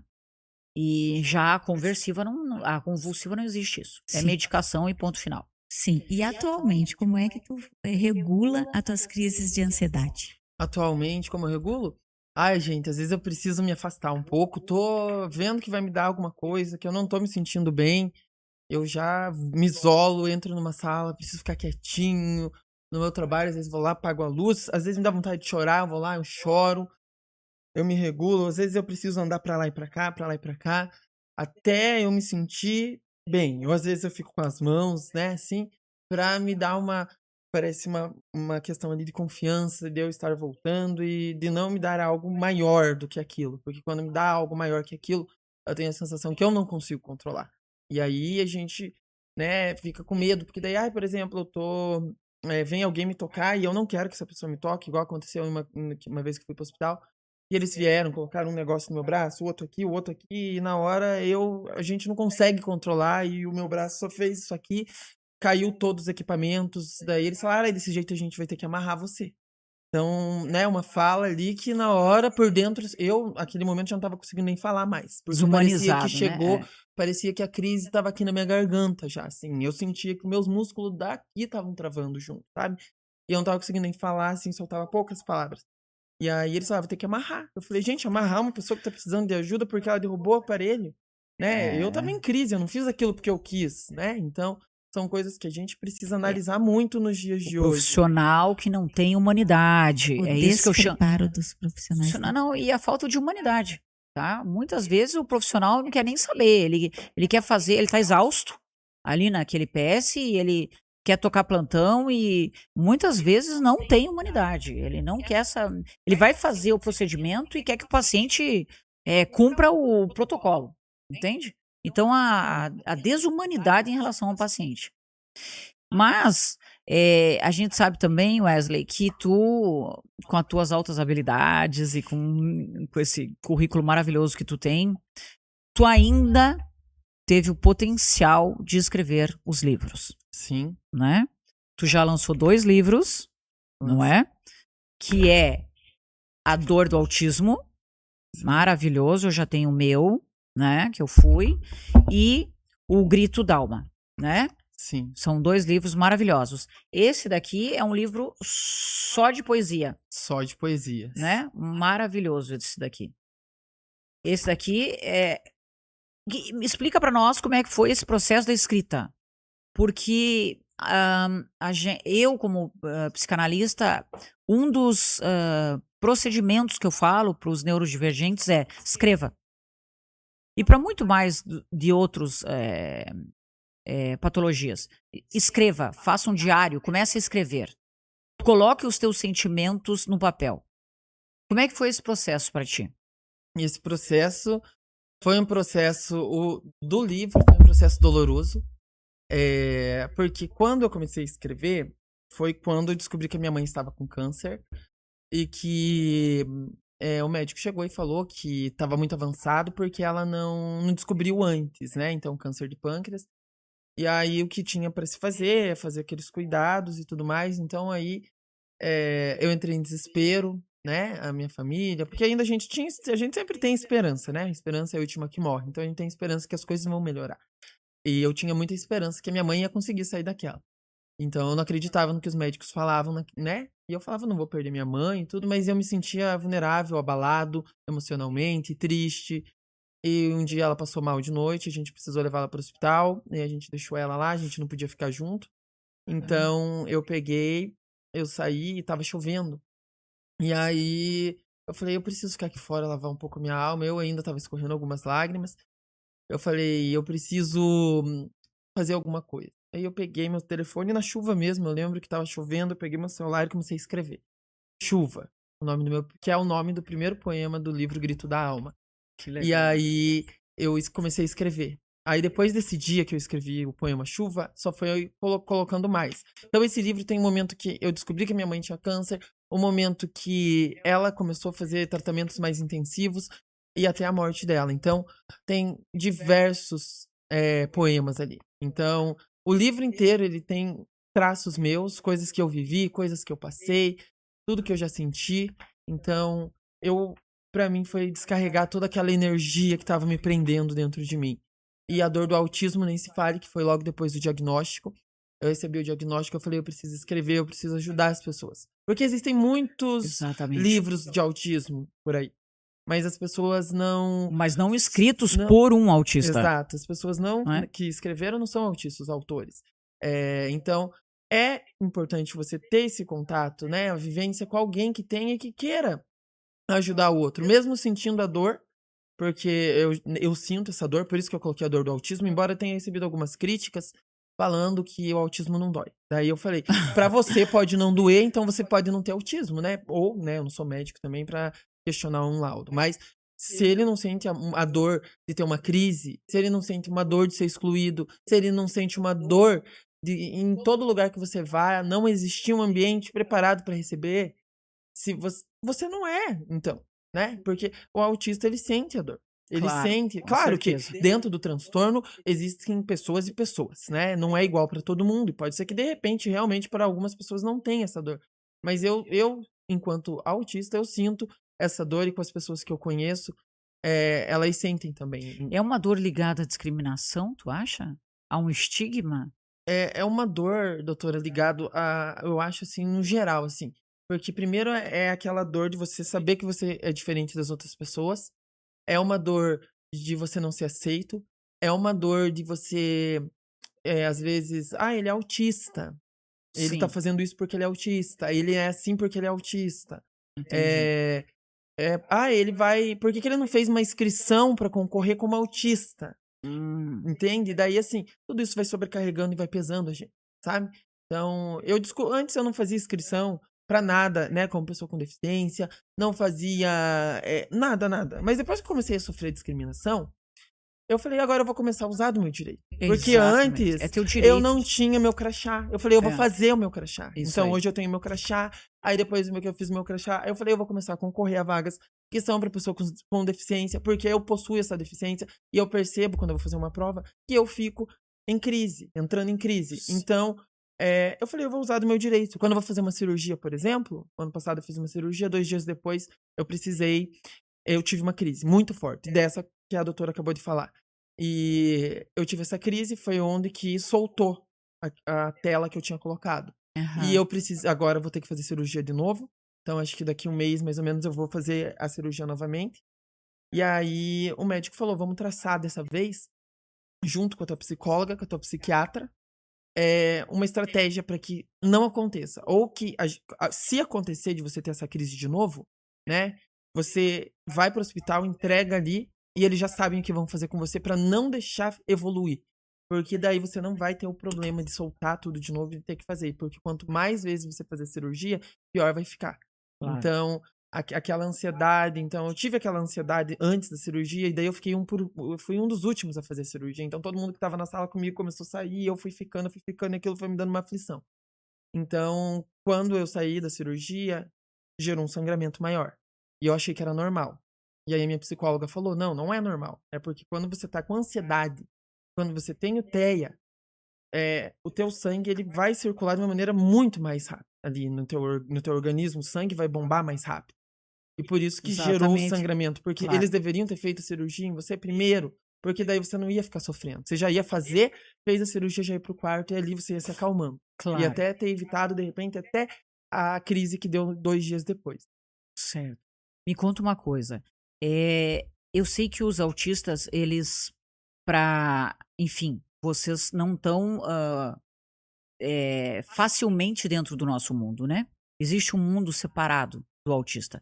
Ele vê o mundo com outros olhos, podemos dizer assim. E, pra vocês entrarem dentro do nosso mundo, do mundo dos, hã, não neurodivergentes, eu quero saber, assim, de ti, houve a imitação, houve a necessidade de imitar o outro, de olhar o outro como ele faz, para daí você fazer, para não correr o risco de sofrer um bullying, de ser debochado, de alguma coisa nesse tipo? Sim, Primeiro você olha, percebe como a pessoa está agindo e daí tu entra na conversa ou enfim. sim. Houve muito disso, né, de você pegar um pouquinho de um pouquinho de outro, olhar, ela pegou a garrafinha assim, ela abriu assim, eu vou fazer assim. Porque se eu pegar a garrafinha assim e abrir assim, e simplesmente porque, né, é o jeito que eu consigo ver, né, vão me fazer vão falar, porque é autista, porque é isso, vão fazer um forfé. Então, há essa questão da gente tentar ser o mais correto possível, né, dentro do mundo ali, né, das pessoas que não são ali, que não possuem o autismo, né? Uhum. E a gente vai carregando e vai, eu digo, melhorando quem a gente é com o passar, né, dos dias ali, porque a gente olha ali uma questão, vai copiando, vai tentando melhorar. E quando tu chega e descobre assim: "Olha, eu sou autista, eu recebi esse diagnóstico, eu não preciso mais imitar o outro, eu não preciso mais ser como o outro, porque eu me encontrei, eu entendi quem eu sou". Existiu isso pra ti? Existiu.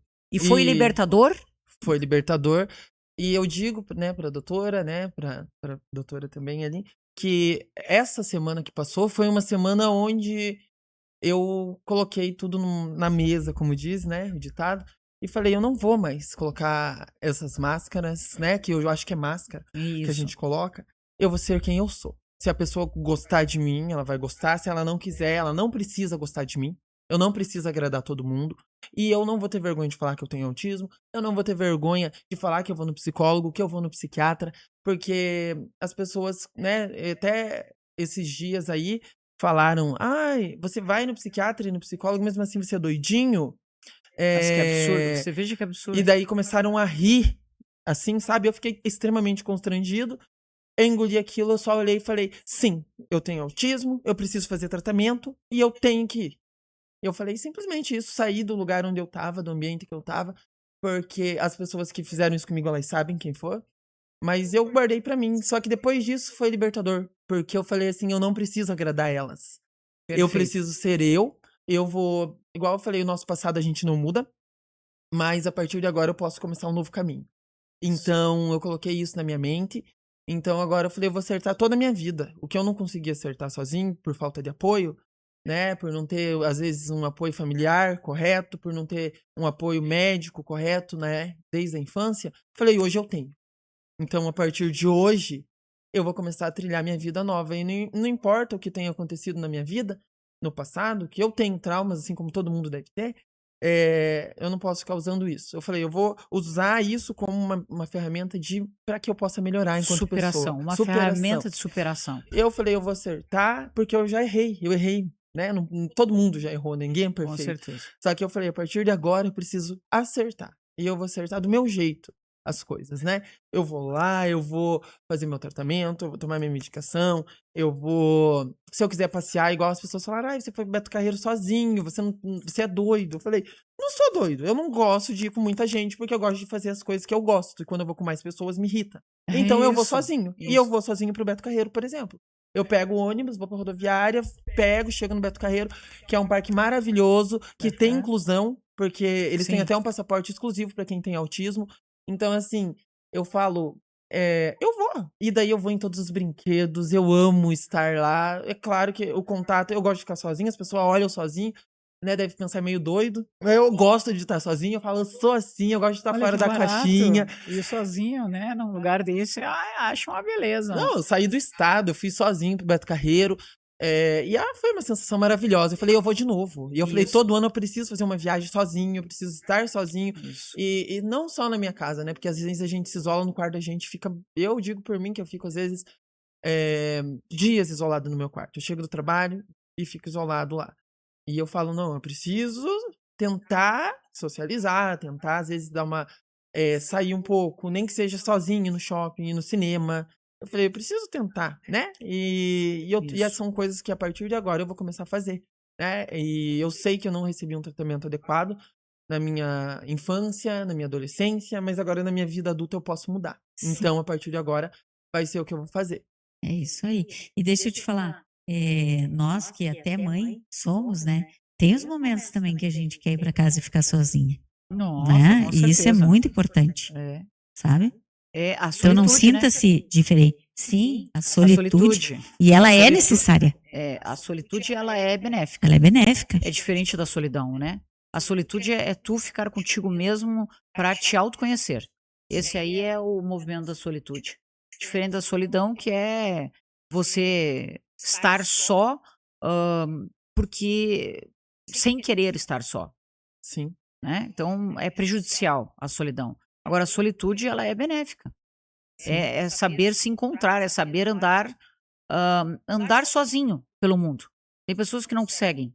sim, E saber andar sozinho pelo mundo é de uma relevância muito boa, sabe? É de um crescimento muito bom. sim, Principalmente para quem tem um diagnóstico de autismo. É realmente resiliência, sim, é o que eu posso dizer. Evolução na tua exatamente. vida, sabe?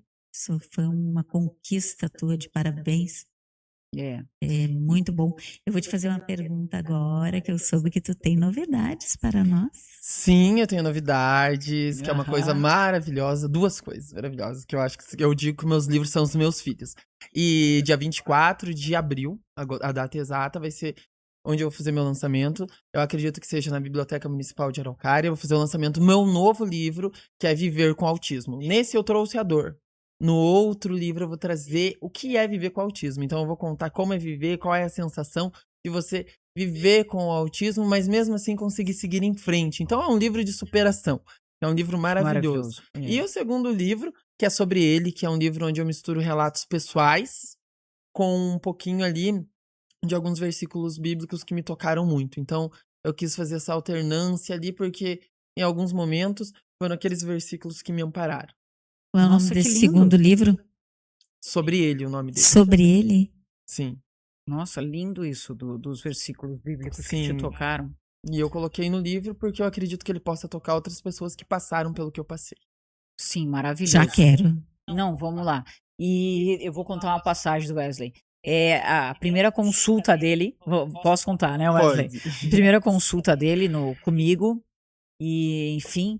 E ele falou: eu sou escritora, né? Então eu escrevi o meu livro Viver a Vida de Mãos Dadas com a Morte, que vai ser lançado a segunda edição agora. Mas sem data ainda. E eu me lembro que eu disse pra ti que eu era escritora Sim. e tu me contou, meu Deus do céu, eu estou lançando meu livro. Sim. E eu falei, não acredito. E tu disse, estou lançando, doutora, agora lá na Biblioteca de Araucária. Uhum. E eu falei, eu vou. Sim. E eu me lembro que tu levantou e disse assim, duvido que a doutora vá. E eu disse assim, Amém. pode me esperar. E eu fui, tava lá contigo, foi maravilhoso. E assim, a gente precisa prestigiar pessoas como você, porque são pessoas que têm um relato de vida inspirador. E com certeza nós duas estaremos lá dia 24 de abril, 24 de abril, lá no na Biblioteca Municipal de Araucária. Araucária. Nós estaremos lá, não é? Com certeza. Só falta eu confirmar com eles, mas o convite já veio. Então vai ser provavelmente lá, porque eu sempre dou valor na minha cidade e principalmente na biblioteca da nossa cidade, que eu acho que tá tendo um movimento muito legal com os autores. Então eu priorizo primeiro a minha cidade. Maravilha. Depois as livrarias. Sim. E. Curitiba? Exatamente. Eu vendo os livros, sabe onde que eu vendo meus livros? Ah. No porta-malas do meu carro, brincadeira. Não, tô brincando, eu falei. Não, Mas gente. eu achei que fosse na moto. Lá na minha moto aqui, ó, na garupa. Gente, eu vendo meus livros na livraria Nosso Livro, também vendo nas livrarias Curitiba, e tem algumas outras livrarias que também vendem o meu livro, e eu também faço a venda deles. Então, às vezes, as pessoas entram em contato no Instagram, a gente faz ali toda a questão com a equipe, né? Minha equipe que responde as mensagens, e daí já envia lá o livro pra pessoa ali, né? E faz a questão da organização do pagamento. E aí a gente envia o livro. Então, o livro, ele é vendido hoje pro Brasil inteiro, né? Eu recebo feedback lá do Nordeste, recebo feedback Que maravilhoso. de Araucária, de São Paulo. Então, é algo que é muito bacana, assim, sabe? E participar de podcasts, como eu tô participando hoje, né? Na estreia desse podcast incrível, que é Fora da por isso- Caixinha. Por isso a gente fez questão de trazer, assim, uma pessoa maravilhosa que nem tu, assim, uma pessoa inspiradora. E eu acho que esses livros teus deveriam estar em todas as escolas, sabe? Em todas as escolas, para todos os alunos lerem, as professoras lerem, e principalmente esses dois teus que estão sendo lançados, que vão falar como é a tua experiência no autismo. Sim, Então, são livros assim que eu acho que as escolas deveriam fazer a compra para até instruir, uma forma de instruir professoras, pedagogos, porque eles estão sem este conhecimento, Sim, exatamente. né? É o que eu digo, né? Eu falo, esses livros não é porque eu escrevi, não é porque a gente, né? O livro a gente escreve com uma questão de libertação, eu acho, né? Ali, da gente se sentir livre. Então a gente vai lá, escreve o livro, publica o livro, né? E também a gente tem gastos, né? Então por isso que a gente cobra. Mas eu falo assim, se eu pudesse doar os meus, pegar um monte e doar para as escolas, para as pessoas que, né, precisam, embora eu já tenha feito isso, eu já doei bastante livros meus ali para famílias, às vezes, que não tem condição. Eu Aham. doei e, assim, eu ajudo, né, no que eu posso. Eu fiz psicopedagogia para poder até ajudar famílias que não têm condição ali de, às vezes, de pagar um profissional lá que cobre um valor X. Eu falo, não, eu vou ajudar, a gente vai seguir os caminhos aqui que a psicopedagogia indica e vai indicar para os melhores profissionais possíveis, né? E às vezes a gente tem que cobrar porque a gente pagou a nossa, né? Como diz a Isso. pós, a gente não consegue fazer de graça, mas um valor acessível, ajudar o próximo, eu não, né? Eu me vejo como uma pessoa que busca isso sempre. Então, os alunos, famílias, até pessoas que eu conheço nas palestras que eu faço. Então, tudo Maravilha. isso eu atendo e não cobro, porque eu acho que a gente precisa sempre estar ajudando quem precisa ali. Eu acho que é só crescimento, né? Sim. Só agrega a gente. Eu Isso até aí. vou ficar com aquele fechadinho ali para mim.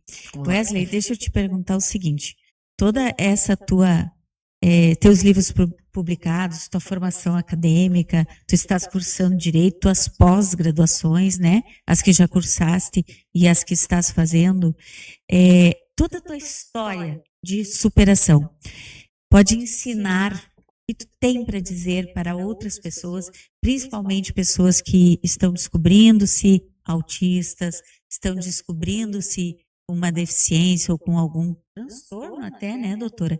Qual seria, assim, o que tu tem para dizer para essas pessoas? Gente, o que eu tenho a dizer, que geralmente quando eu tô prestes a dizer isso, é que tá se encaminhando pro final do podcast, né?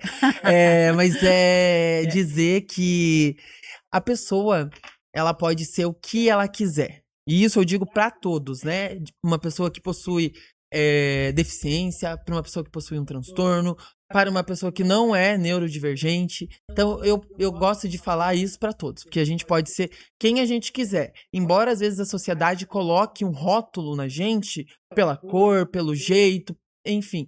A gente vai lá e mostra que a gente pode ser quem a gente quiser. Claro que dentro das nossas limitações, que todos nós temos, a gente tem que ser quem a gente quer.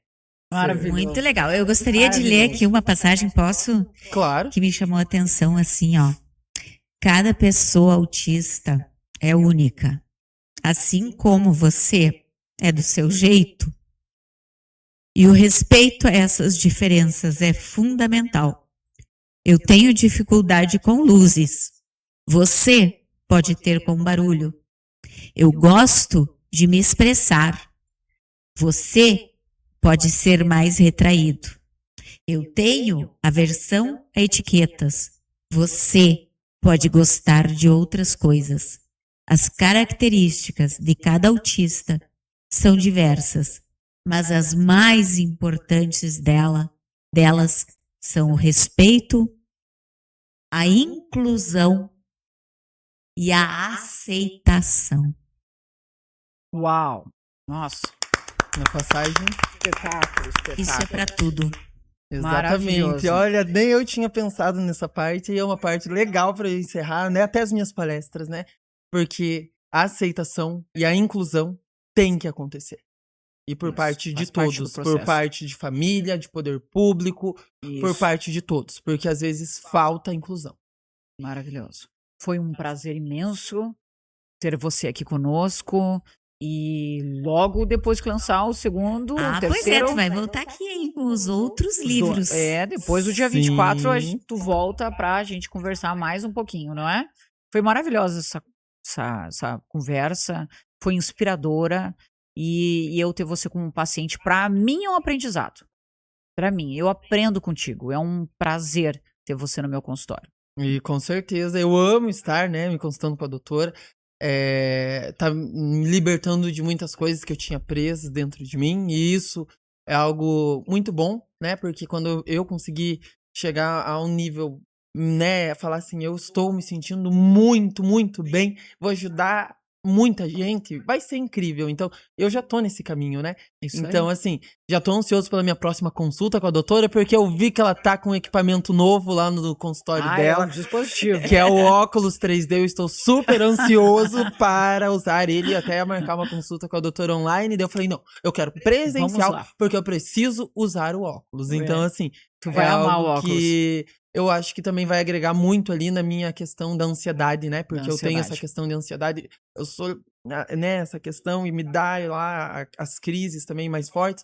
E eu acho que isso vai até me ajudar a controlar. Então, como vem a Aham. minha cirurgia aí, vai ser uma maneira de me ajudar bastante. Então, eu quero agradecer a oportunidade, né, da doutora, né, de vocês terem me convidado aqui para participar desse podcast hoje. Agradecer a minha família, né, a minha família que é meu pai, meu irmão, minha irmã, minha madrasta, minha mãe que não tá aqui hoje fisicamente, mas tá lá do céu vendo, Com certeza. né, a minha madrinha, meu padrinho. E tem uma amiga minha, que é a Letícia, quero mandar um beijo muito especial pra ela também, porque ela descobriu agora, acho que faz 1 mês e pouco, 2 meses, que ela tem autismo de nível 1, e a gente sempre se identificou desde criança, né? E a gente sempre se identificou, a gente, como diz, a professora falava, a gente era meio doidinho.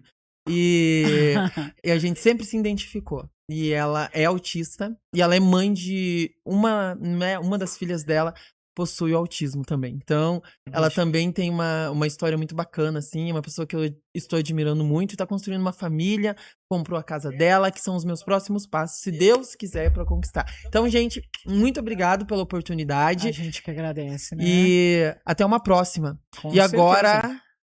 Obrigada você por estar aqui. E assim, ó, eu sou fora da caixa. Você é, doutora? Não, imagina. Todos Eu nós sou. somos. e eu também sou fora da caixa. Gente, tô indo embora, vou pegar É minha isso aí, motinha, pega gente, a moto e tô e indo leva pra a gente pra Miami. Nós Infeliz- vamos à garupa. E vamos pra garupa, gente. Vamos pra Tchau. garupa. Vou pegar minha motinha. Bora lá. Tchau. Bora lá. Wellington, até a próxima. Até a próxima. Até! Tchau, pessoal. A gente agradece e é um prazer estar aqui. Até a próxima. Até a próxima, pessoal. Muito obrigada pela companhia.